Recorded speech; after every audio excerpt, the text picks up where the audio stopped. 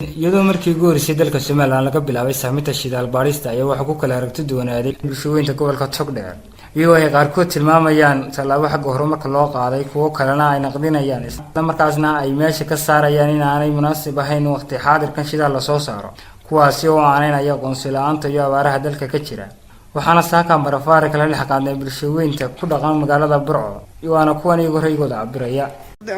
taageeraya shidaalka iyo horumarka dalka halkan dadkan ka hadlaya had iyo jeer anaga halkan leh meel lama kala laha qof walba ka galbeed guntii dagay ka bari dagay waa ka dhaxaysa marka waxaan oran lahaa odayaashan TV-ga tubana maalin walba cuna wax walba iskaga duubaya hawayaan waa laga gudbay fikirkeyga anigu haddaan ka dhibto nimanka shidaalka baadhaya waxaan u haystaa inay indhasarcaatay oo shidaal la baadhay shidaalka waa la yaqaanaa halku ku jiro Soomaaliland laba meelood buu kaga jiraa meel waa gobolka Saaxil meelna waa gobolka Saraar labada meeloodna way calaamadsiin Mareykanka shidaal la baadhaya ma jirtay macdan baa la urursanaya dadka beenta laga daayo iyo khiyaaliga laga sheekeynayo arrinta shidaalka fikirkan ka qaba waxa weeyaan arrinta shidaalka iyo mashaariicda kale ee farabadan ee horumarinta jamhuuriyadda Soomaaliland hogaaminta madaxweynaha jamhuuriyadda Soomaaliland ay ku yimi waxaan leeyahay waan taageeraynaa waxaanu leenahay haddaanu nahay dadka deegaanka Burco iyo gobollada kale Soomaalilandba inta aqoonyahanka iyo inta waxgaradka wixii horumara ee dalka u soo kordha ee mashaariicdaas ka mid yihiin dekadda iyo airportka iyo maxaan dhahdaa shidaalka waa mashaariic horumareed arrimaha shidaalka waxaan ka qabaa fikradeyda wax u soo kordhay wadanka iyo dadka iyo da'yarta tahriibaysa ee wadanka uga socota wax la'aanta iyo shaqo la'aanta inay wax badan ku soo kordhin doonto insha Allah ta'ala oo ay dhulkooda ku nagaan doonaan oo khayraadkiisa ay la soo bixi doonaan sida ayaan ka qabaa arrimaha maanta waxaan ka hadlayaa anigoo Caaqil Faarax Xuseen Gaabusha shirkadda la leeyahay shidaal baaris bay ka wadaa gobolka Oodweyne Daadmareed waxaan u sheegaynaa inaanay wax halaaliye wax ka jiraan wax shidaal la ilaa jirin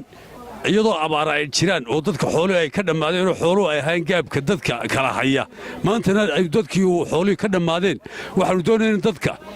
iyo loo qabto in wax loo qabto ayaanu doonaynaa in riwaayad kale oo dhagax iyo dahabka iyo dheemanta la guranayo waxa meesha lagu ogay waa loo geeyay inuu shidaal ku jirin meesha habarta indhaha laba og marka hore haddaan ka hadlo pointigayga shidaalka iyo macaanta soo kordhay dalka aad buu soo dhaweynaya fikir ahaan anigu iyo horumarka ay samaysay dawladda Soomaaliland Axmed Silayo madaxda ka yahay aad buu soo dhaweynaya waxay la tahay wax shidaal imka laga soo saaray dhulka inaan jirin ee hawlo kale iyo macdan kale ay tahay oo dadka lagu jahwareerinayo hadhowna waxay noqonaysaa waxaan sal iyo raatoon lahayn saaminta shidaalka waxaan u arkaa anigu arrimo siyaasada oo lagu guranayo muxuu ahaa wadanka macdanteeda ma dal alla aqoonsiyo macdan loo soo saaraa shidaal marka anigu shidaalka la soo saarayo waxaan u arkaa anigu arrimo lagu guranayo inta macdanteena ugu jirta wadanka taankaana dhalinyaradu wadanku bixi wadanku waa anaga waxaanu doonaynaa marka anu aad iyo aad baan uga soo horjeednaa halnigi daayabaanu leenahay waxaan odhan lahaa dalku uu fiican yahay shidaal laga soo saaro in macdanta dalka ku duugan la qodo in baltuunkan faraha badan ee inagu jira meeshay wax ku jiraan la xaqiijiyo anigu waxaan ka aaminsanahay inaanay wax shidaal baahay ee ay yihiin wax kale oo macnaha maldahan oo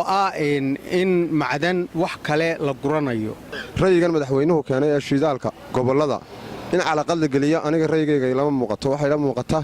in wadanka horumarkiisa in la ogolaado calaqada iyo rabashka waxba ma taraan haddaan ka hadlo arrinkan